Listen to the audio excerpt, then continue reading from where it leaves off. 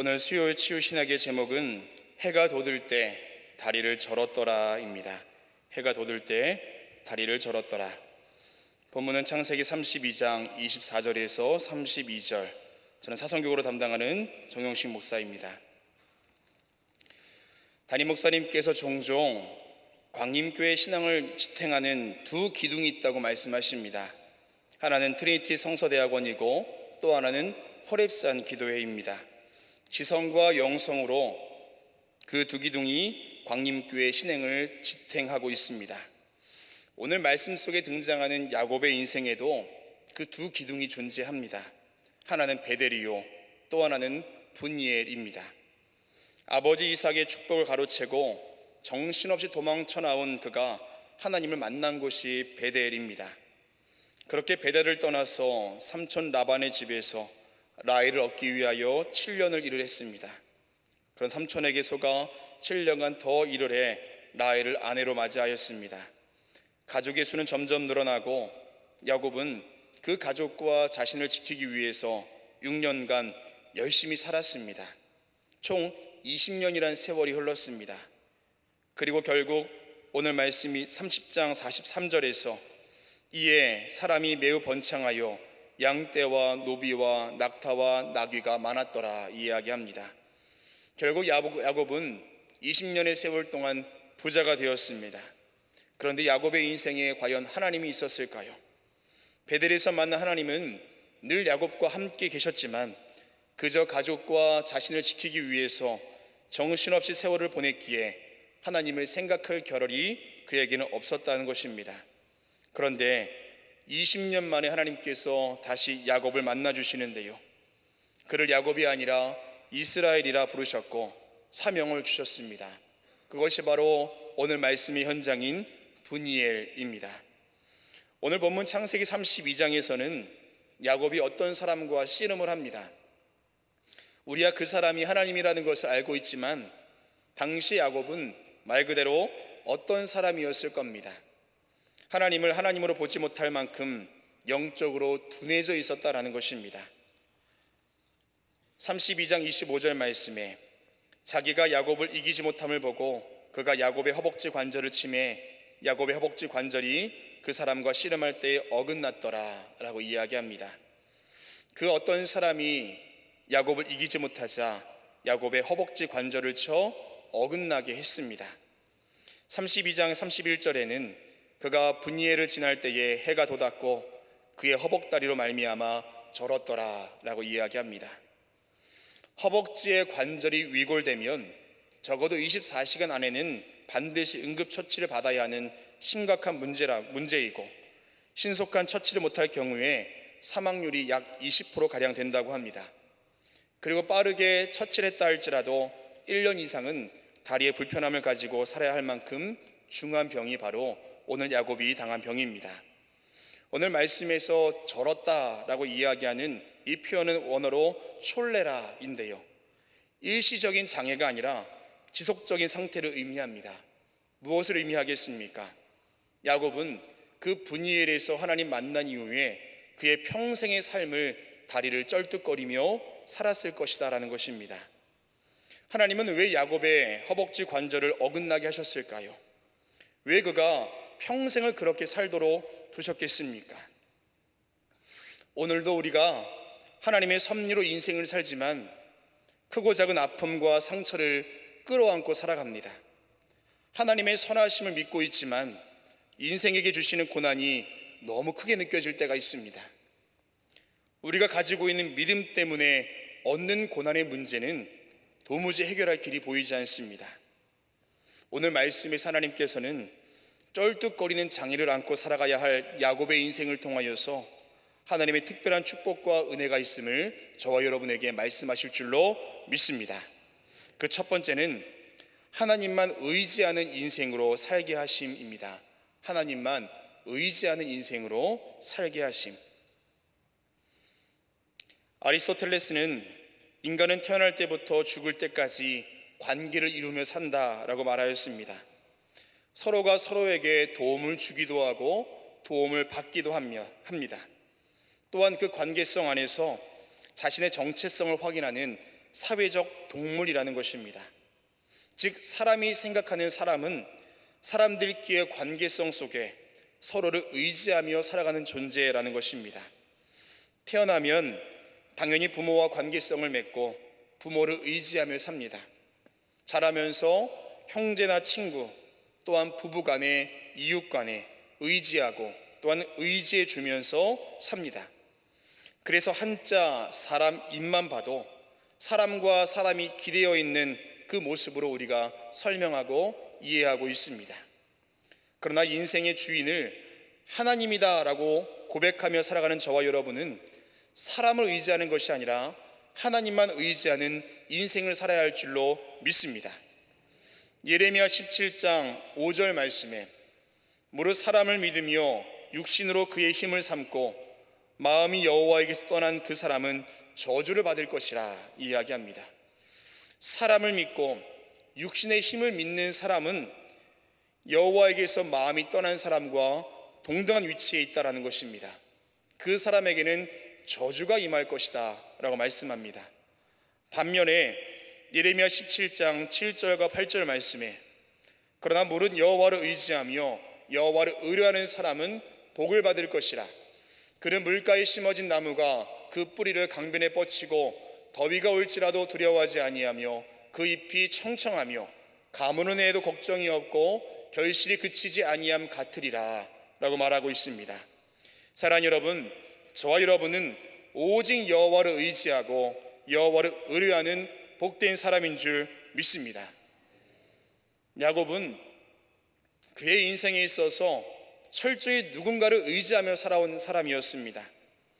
아버지 이삭으로부터 축복을 받기 전에는 어머니 리브가를 의지했습니다. 어머니가 시키는 대로 염소를 잡아왔습니다. 어머니가 시키는 대로 털을 뒤집어 쓰고 아버지 앞으로 갔습니다. 어머니가 시키는 대로 하란 삼촌의 집으로 도망갔습니다. 삼촌의 집에서는 어떻습니까? 삼촌 라반을 철저하게 의지했습니다. 시키는 대로 다 했습니다. 라헬을 얻기 위해서 7년을 꼬박 일했습니다. 또한 삼촌의 거짓말로 인하여서 또다시 7년을 일하고 라헬을 얻습니다. 야곱의 인생에서 하나님의 뜻과 하나님의 계획은 도무지 찾아볼 수가 없습니다. 그 후에는 누구를 의지했을까요? 자기 자신을 의지했습니다. 앞서 말씀드린 것처럼 야곱은 자신의 가족과 또한 자신을 지키기 위해서 열심히 죽도록 일했습니다. 영악함을 발휘하여 결국 부자가 되기도 했습니다. 에서와의 만남을 기다리면서 자신이 갖고 있던 소유물과 또 형과의 관계 문제 해결을 위해서 가족들까지 다 내어주면서 스스로를 지키고 스스로를 보호했습니다. 야곱은 사람을 믿으며 육신으로 그의 힘을 삼았던 마음이 하나님을 떠나 있던 사람이 바로 그였다라는 것입니다. 그런데 오늘 그가 하나님을 만났습니다. 허벅지 관절이 어긋나면서 평생 절며 살아야 하는 인생이 되었습니다. 그 순간 야곱은 사람도 아니고 자신도 아니고 오로지 하나님만 의지하며 살아갈 수밖에 없는 인생으로 거듭난 줄로 믿습니다. 사랑하는 여러분, 인생에 아픔과 상처가 여전히 남아있을 때, 내 힘으로 감당할 수 없는 고난의 무게가 우리의 인생을 짓누를 때, 그때가 바로 주님만 의지해야 될 때인 줄로 믿습니다. 앞서 불렀던 찬송가의 고백처럼 어려운 일 당할 때 나의 믿음 적으나 의지하는 내 주를 더욱 의지하고 생명이 있을 동안에 무슨 일을 당해도 더욱 주님만 의지하는 저와 여러분 되시기를 주님의 이름으로 축원합니다. 두 번째는 상처를 통해 하나님의 흔적을 보게 하심입니다. 상처를 통해 하나님의 흔적이 보게 하심. 농자 천하지 대본, 농업은 천하의 사람들이 살아가는 큰 근본이다 라는 말입니다. 저희 아버지께서는 이 글귀를 늘 마음에 두시며 평생 농촌을 지키셨습니다. 교사가 되는 것이 꿈이셨으나 형제 중에 한 명은 농촌에 남아 계셔야 했기에 사형제 중에 셋째이심에도 불구하고 대학 생활을 마치지도 못한 채 시골로 내려오셨습니다. 그리고 지금까지 묵묵히 농사를 짓고 계십니다. 그런데 30년 전쯤에 논에서 일하시다가 농기계 사고로 오른쪽 검지손가락을 잃으셨습니다. 논 한복판에서 벌어진 일인지라 처치가 늦었고 결국 봉합을 하지 못한 것입니다. 어린 시절이지만 비가 오는 날이면 아버지께서는 잘려 없어진 손가락이 아프시다며 상상통을 겪으셨던 기억이 납니다. 그때 아버지 나이가 지금 제 나이쯤 된 것 같습니다. 30년이 지난 지금 물끄러미 아버지의 손가락을 보면 젊은 시절에 주어진 삶을 치열하게 살아온 아버지의 인생을 볼 수가 있습니다. 아버지의 오른쪽 검지손가락은 아픈 과거의 상처가 아니라 살아온 나를 기억하는 세월의 흔적이라는 것입니다. 사도 바울에게는 해결되지 않은 육체의 질병이 있었습니다. 어떤 병인지 성경에서 설명하진 않지만 학자들은 간질병이 아닐까 의견을 모으고 있습니다. 그 육체의 가시가 생명을 위협하는 것은 아니었지만 늘 불안과 염려 속에 고통 속에 나날을 보냈을 것입니다. 바울은 그 병을 고침받기 위해서 3번이나 간절히 기도했습니다. 그러나 하나님께서 그 병을 그대로 두셨습니다. 고린도후서 12장 9절 말씀에 내 은혜가 내게 족하도다 이는 내 능력이 약한 데서 온전하여 짐이라 하신지라. 하나님께서 말씀하신 그 온전함이 무엇일까요? 고린도후서 12장 7절 말씀에 여러 계시를 받은 것이 지극히 크므로 너무 자만하지 않게 하시려고 내 육체의 가시 곧 사탄의 사자를 주셨으니 라고 말합니다. 하나님께서 자신에게 주신 은혜가 너무 크고 은사가 너무 큰데 혹 그것으로 자만하지 않을까? 하나님께서 바울을 위하여 남겨두신 흔적이라고 그가 고백했습니다. 바울에게 있어서 그것이 바로 온전함이라는 것입니다. 하나님께서 자신에게 주신 삶에서 약함을 강하게 하시는 그 신앙 그대로 순수하게 살아가는 것. 바울은 하나님께서 육체의 가시를 남겨둔 이유가 무엇인지 분명히 알고 있었다라는 것입니다. 야곱에게 있어서 쩔뚝거리는 그 다리는 어떤 의미였을까요? 베델에서의 기억도 잊은 채 하나님도 없고 목적도 없이 살아온 20년의 세월. 그러나 하나님을 만나 그의 이름이 야곱에서 이스라엘로 바뀌고 하나님의 사자와 씨름하여 이긴 그때를 기억하는 신앙의 흔적인 줄로 믿습니다. 종종 성도님들이 살아온 인생의 이야기를 들어보면 비슷한 믿음의 고백을 들을 수가 있습니다. 과거의 상처들이 지금의 축복이 되고 과거의 아픔이 이제서야 비로소 간증이 된 이야기입니다. 제가 섬기는 선교구에는 3년 전에 다리에서 암이 발견되어 아직도 치료받고 있는 한 학생이 있습니다.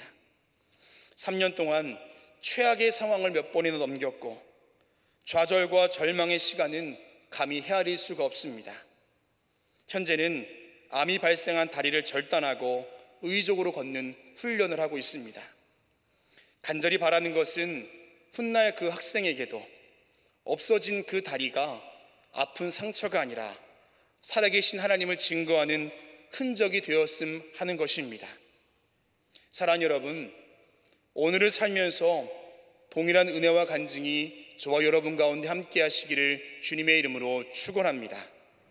우리의 삶에 있는 상처가 하나님의 영광이 되고 그 상처를 통하여 마음 아픈 것이 아니라 마음 가운데 살아계신 하나님을 증거하는 복된 삶을 살아가시는 저와 여러분 되시길 주님의 이름으로 축원합니다. 마지막 3번째는 염려와 두려움을 이기게 하심입니다. 염려와 두려움을 이기게 하심.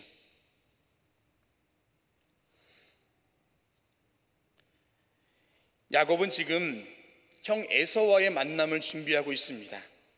창세기 32장 7절 말씀에 야곱이 심히 두려워 답답하여 자기와 함께한 동행자와 양과 소와 낙타를 두 떼로 나누고, 야곱에게는 가족도 있었고 재산도 있었습니다. 그런데 다 소용이 없었습니다. 야곱은 지금 염려와 두려움에 가득 차 있었다라는 것입니다. 가지고 있던 모든 것을 다 형에게 보냈습니다. 그래도 해결되지 않았습니다.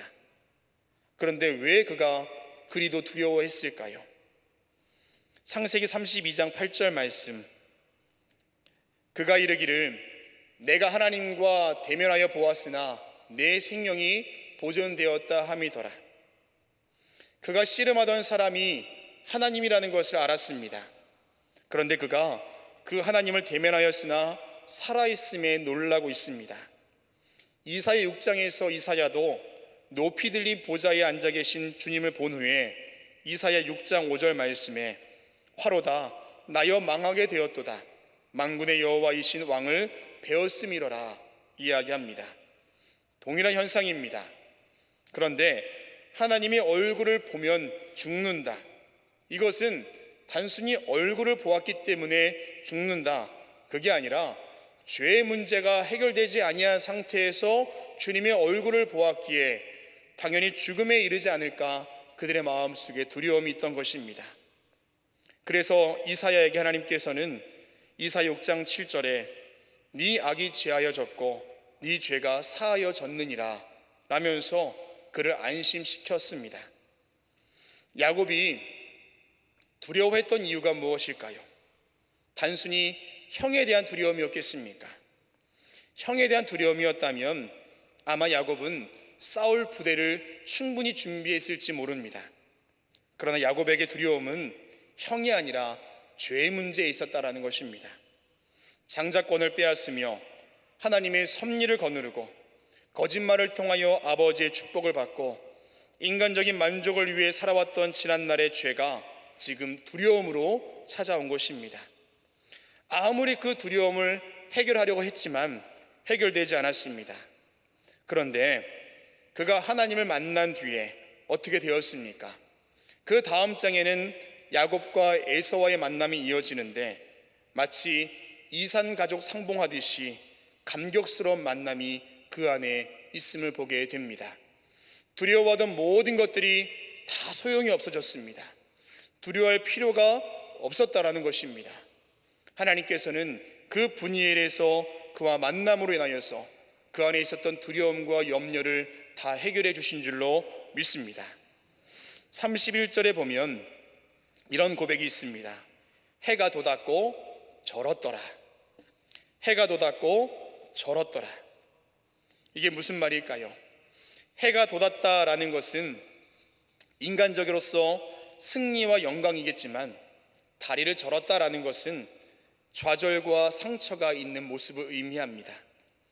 승리와 영광은 늘 상처 뒤에 있고 그 상처가 드러날 때 비로소 가능하다는 것입니다.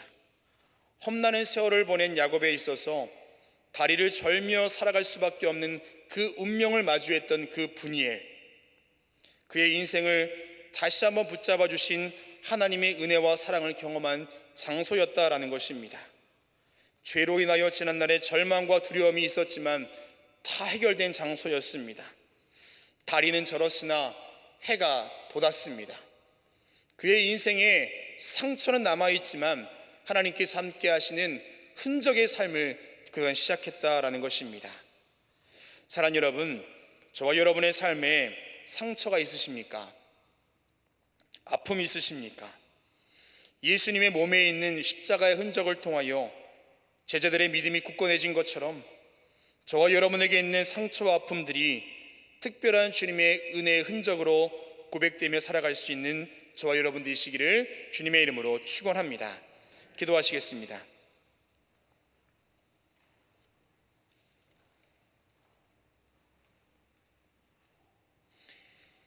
야곱을 만난 분이엘의 그 축복이 우리 인생 가운데도 있도록 인도하여 주시옵소서.